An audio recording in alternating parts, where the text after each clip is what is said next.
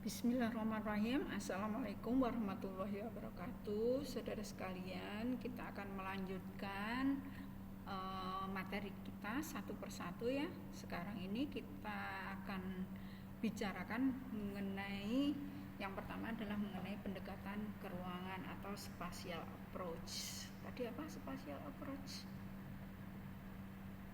Pendekatan ke ruangan, jadi ruang satu dengan ruang yang lain berbeda, itu ya prinsipnya.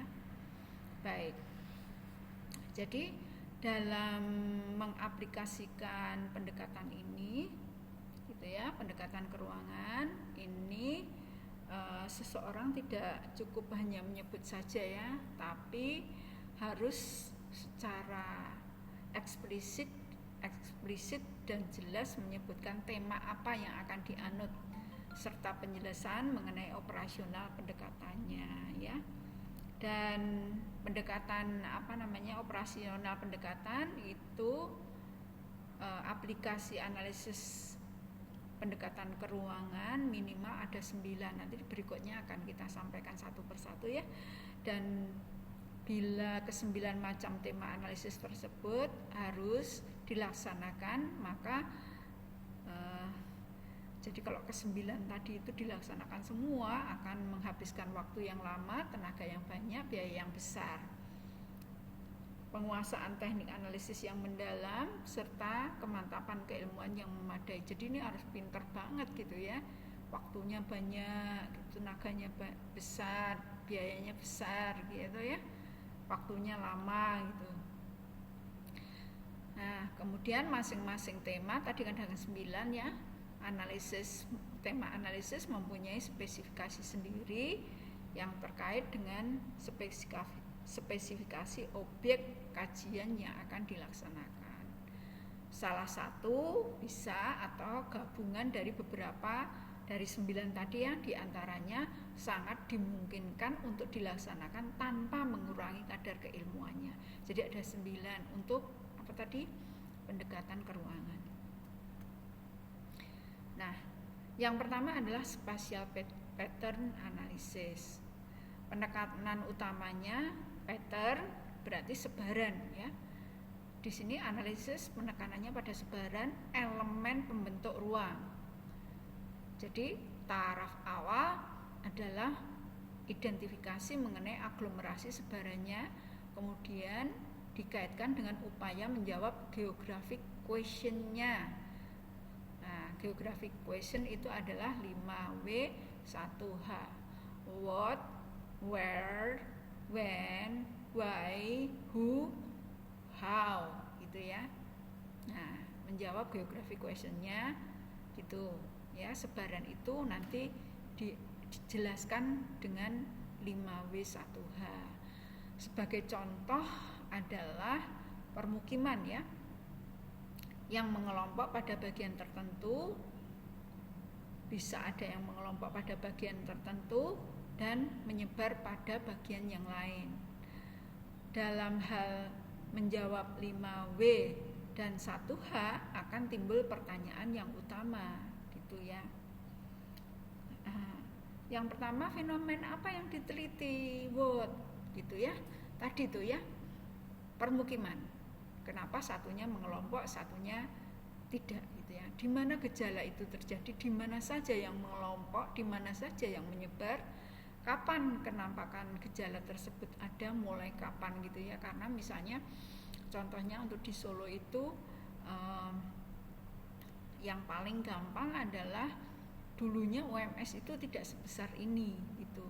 Dulu cuman ada gedung A dan B, C-nya belum ada. Sekarang sudah sampai ke kampus 1, kampus 2 yang mana setiap kampus itu ada kelompok gedung A, B, C, kemudian ada I di sini ya. Tapi yang lainnya D, E, F, G, H, I, J itu ada di kampus yang lain. Nah, itu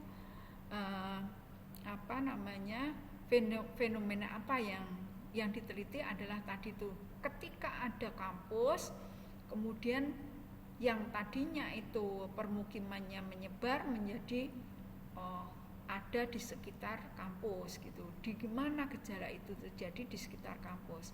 Kapan kenampakannya? Ya, tergantung dari perkembangan kampus itu sendiri. Kita nanti akan melihat di utara gitu kita sudah punya gedung yang baru, gedung pertemuan yang baru, audit yang baru, itu pasti nanti sebentar lagi 2-3 tahun atau 5 tahun ada kenampakan gejala yang lain. Nah, mengapa terjadi pengelompokan seperti itu? Tentunya adalah berkaitan dengan perkembangan kampus UMS itu sendiri. Siapa yang mendiaminya? Nah, siapa yang mendiami itu adalah banyaknya kos ya, mahasiswa yang banyak mendiami gitu ya. Bagaimana proses pengelompokan tersebut? Nah, kita bisa melihat perubahan pola permukiman dari tahun ke tahun. Kemudian yang kedua adalah spatial structure analysis. Itu ya, analisis ini menekankan pada analisis susunan elemen membentuk ruang. Dalam hal ini perlu dipahami bahwa struktur elemen keruangan dapat dikemukakan dari berbagai fenomena baik fisik maupun non fisik. Sebagai contoh ya, di sini adalah struktur ruang atas dasar komposisi bentuk kemanfaatan lahan dari segi fisik atau dari segi struktur mata pencaharian penduduk. Mata pencaharian penduduk ini adalah dari segi non fisik. Contohnya adalah ruang tertentu atau sebuah wilayah atau kota gitu 75% pemanfaatannya adalah lahan agraris dan 25% pemanfaatannya adalah non agraris. Sementara pada bagian yang lain itu terdapat 25% pemanfaatan lahan agraris dan 75% pemanfaatan lahan non agraris dan mungkin yang lainnya. Nah, ini kenapa ini kok ada dua ruang yang berbeda tetapi kemanfaatan lahannya itu berbeda. Kemudian mata pencahariannya tentunya kalau pemanfaatan berbeda, mata pencaharian penduduknya juga akan berbeda. Nah, ini adalah analisis struktur keruangan. Jadi tugas utama yang pertama adalah mengidentifikasi susunan keruangan yang baru, kemudian dikaitkan dengan upaya menjawab geographic question yang tadi itu 5W1H. Yang ketiga adalah spatial proses. Jadi analisis ini menekankan pada proses keruangan yang biasanya divisualisasikan pada perubahan ruang. Perubahan elemen-elemen bentuk ruang dapat dimukakan secara kualitatif maupun kuantitatif. Ya, kualitatif maupun kuantitatif. Spatial proses analisis. Setiap analisis perubahan keruangan tidak dapat dilaksanakan tanpa mengemukakan dimensi waktu, ya, kewaktuannya. Maka dimensi temporal, waktu tadi ya, mempunyai peran utama dalam hal ini. Minimal diperlukan 2 titik waktu untuk melihat atau mengenali perubahan. Contohnya adalah perkembangan kota dari tahun 1990 sampai 2005. 2 itu tidak harus berurutan, tapi ada waktu. 1 itu adalah sebelumnya dan ada 1 waktu lagi yang sesudahnya, berapa tahun kemudian gitu ya. Nah, itu dibandingkan ya perkembangannya gimana.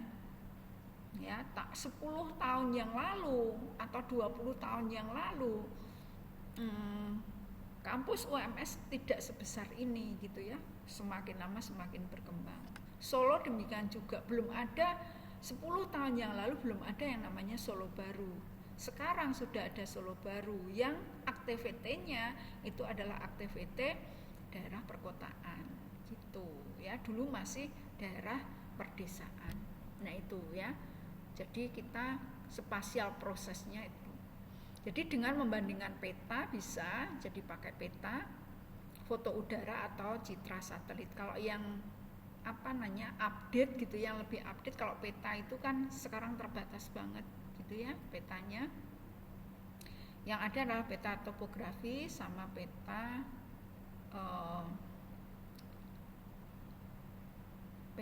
topografi sama peta, aduh kok lupa ya ini ya.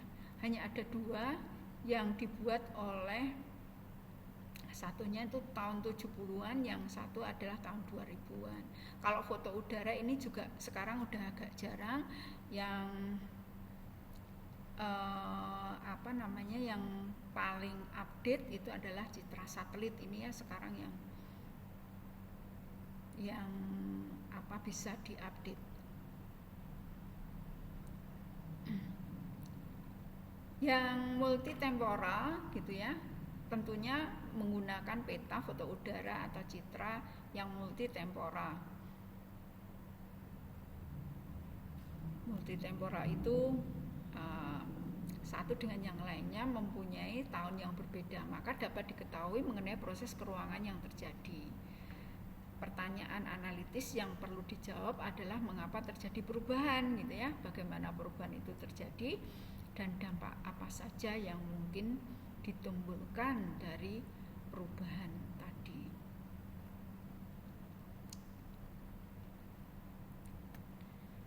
Kemudian yang berikutnya adalah spatial interaction analysis. Analisis ini menekankan pada interaksi antar ruang. Hubungan timbal balik antar ruang yang satu dengan yang lain mempunyai variasi yang sangat besar ya. Sehingga upaya mengenali faktor-faktor pengontrol interaksi menjadi penting. Spatial interaction, jadi satu dengan yang lainnya. Tahap selanjutnya adalah menjawab mengapa terjadi interaksi dan bagaimana terjadinya gitu ya. Sebagai contoh konkret adalah proses pengaruh mempengaruhi antara desa dan kota, atau antara kabupaten satu dengan kabupaten yang lain, atau antara kecamatan satu dengan kecamatan yang lainnya. Hal ini memang tidak dapat dipisahkan dari analisis organisasi keruangan. Ya, ini sangat jelas gitu ya. Misalnya kota Surakarta dengan kota-kota penyangga yang lain, Sukoharjo, Boyolali, Klaten, Sragen, itu ada interaksi gitu ya, spatial interaction gitu ya. Atau kalau mungkin daerah Anda itu kecamatan satu dengan kecamatan lain, atau kelurahan satu dengan yang lainnya, itu ada interaction, ada interaksi.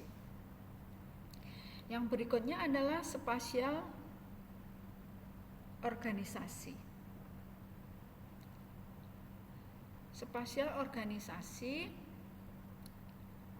ini bertujuan mengetahui elemen lingkungan yang berpengaruh terhadap terciptanya tatanan spesifik dari elemen-elemen membentuk ruang.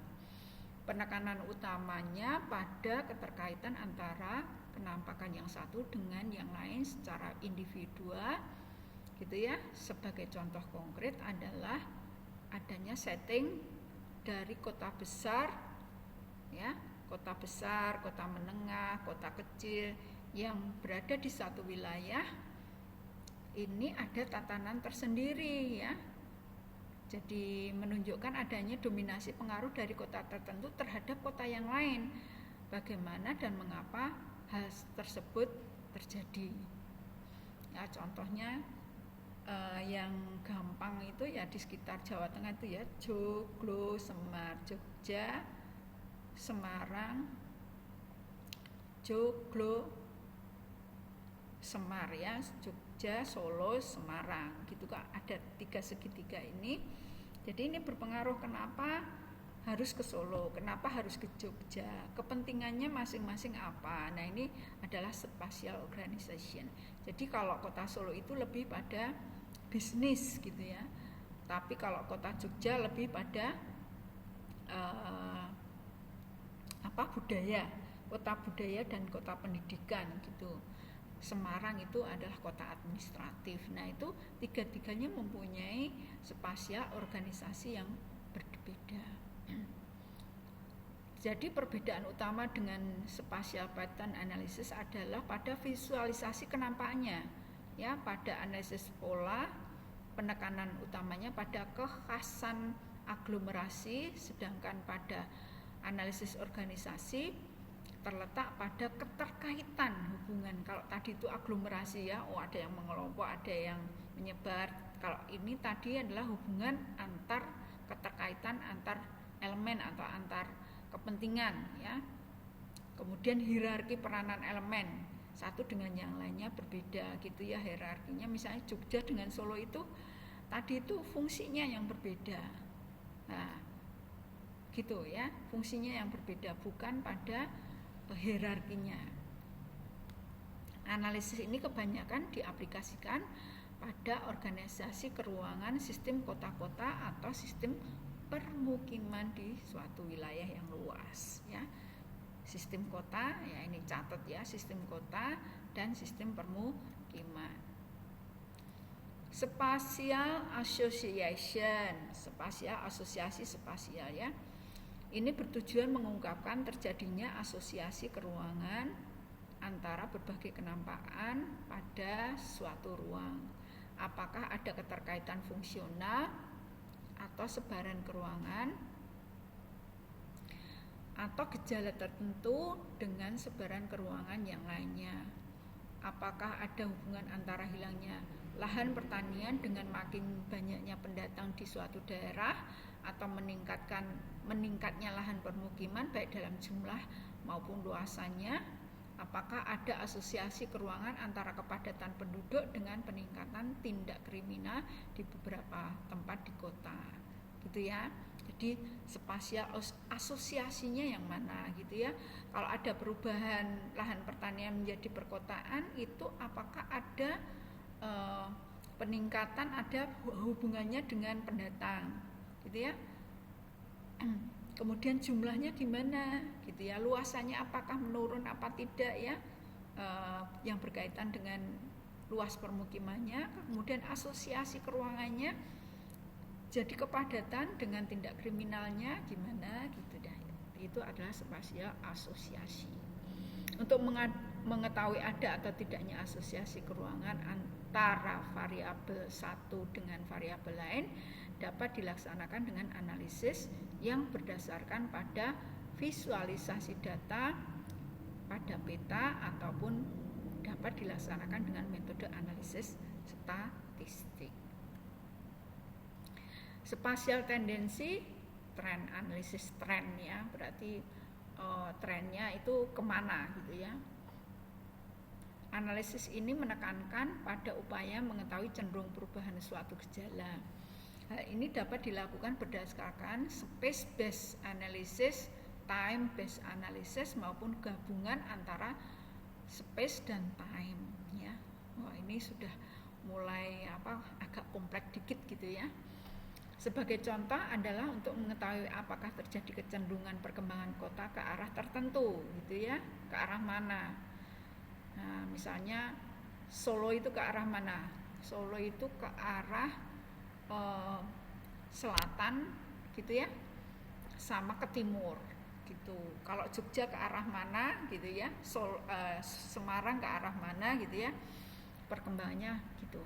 Faktor apa yang menjadi determinan? Jadi faktor kenapa arahnya ke sana kok arahnya ke selatan barat, kok enggak ke utara, kok enggak ke selatan persis gitu ya, kok enggak ke utara, sama ke utara ya kalau Solo ya, karena di tengah-tengah.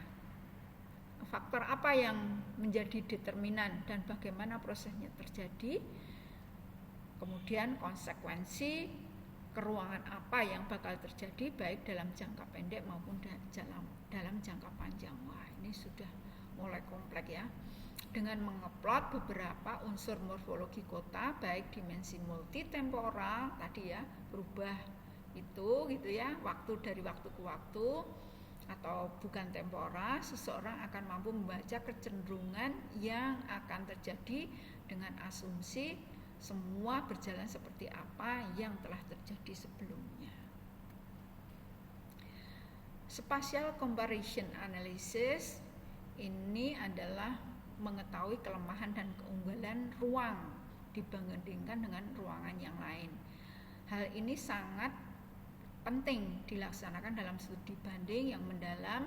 Ini ya lebih tajam lagi mengenai suatu wilayah dalam rangka mempelajari kelebihan-kelebihan wilayah lain untuk digunakan sebagai dasar penentuan kebijakan pengembangan wilayah, sehingga wilayah dapat mengalami kemajuan yang lebih besar. Kebanyakan studi banding dilakukan oleh para pejabat, tidak dilaksanakan secara mendalam ilmiah, namun lebih banyak diwarnai oleh wisata yang tidak diikuti oleh analisis mendalam mengenai objek kajiannya. Ya, ini koreksi kita ya. Mestinya studi banding harus melibatkan akademisi yang berkompeten di bidangnya dan bertugas untuk melaksanakan comparative analysis yang mendalam secara ilmiah, sehingga pengalaman wilayah lain baik berupa pengalaman negatif maupun positif dapat dijadikan sebagai pelajaran yang bermanfaat bagi daerahnya. Contohnya adalah studi banding mengenai upaya mengatasi degradasi lahan suatu wilayah, gitu ya. Hal yang terkait dengan bentuk degradasi lahan, ya bentuknya apa ya degradasi lahannya, penyebabnya apa, dampak degradasi lahan apa, kemudian apa yang sudah dilakukan, upaya yang sudah dilakukan untuk mengatasi degradasi itu dikemukakan, dan hal ini dapat dilaksanakan dengan baik oleh pakar yang berkompeten mengenai degradasi lahan. Yang berikutnya adalah spatial synergism, merupakan perkembangan baru yang saat ini menjadi sorotan ilmu pengetahuan karena sangat terkait dengan erat dengan majunya ilmu pengetahuan dan teknologi, khusus teknologi di bidang transportasi dan komunikasi. Makin majunya sistem transportasi dan komunikasi telah memungkinkan terjadinya mobilitas barang, jasa, informasi, dan orang yang semakin tinggi, sehingga dinamika keuangan juga semakin besar ya. Dalam era teknologi informasi yang mengglobal, batas wilayah dalam kegiatan manusia itu menjadi kabur, gitu ya. Ya, ini memang teknologi sekarang ini, teknologi transportasi dan komunikasi sangat maju, sehingga menjadi kabur batasnya di mana, gitu ya. Hal inilah yang mestinya dimanfaatkan sedemikian rupa dalam setiap program pembangunan, khususnya pembangunan wilayah, untuk menciptakan kerjasama antar wilayah, sehingga nilai lebih yang ditimbulkan oleh kerjasama tersebut jauh lebih besar apabila dibandingkan tanpa kerjasama antar wilayah, ruang, atau berdiri sendiri-sendiri. Nah, ini contoh itu misalnya di Sukoharjo banyak produksi padinya, gitu ya, daerah Subo-Suko, Wonoslaten, gitu ya.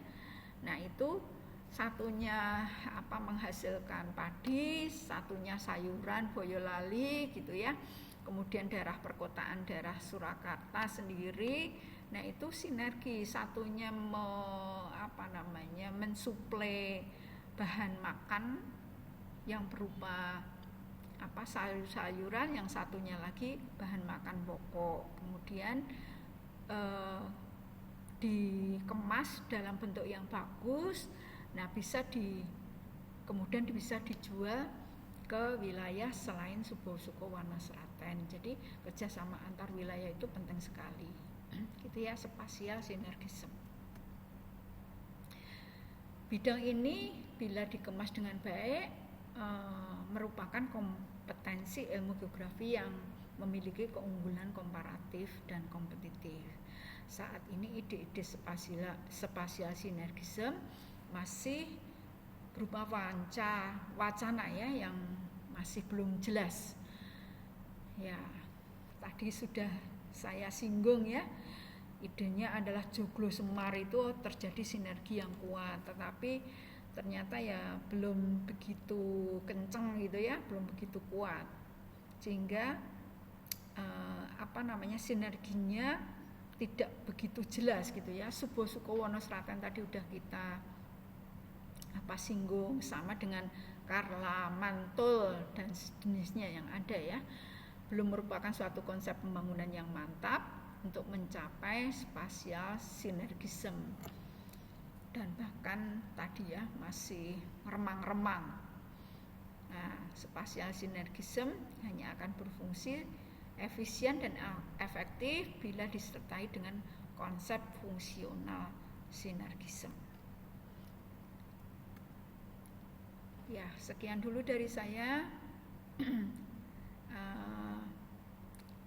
Mohon dicermati lagi untuk membaca materi ini, kemudian ditambah lagi dengan referen yang sudah ada.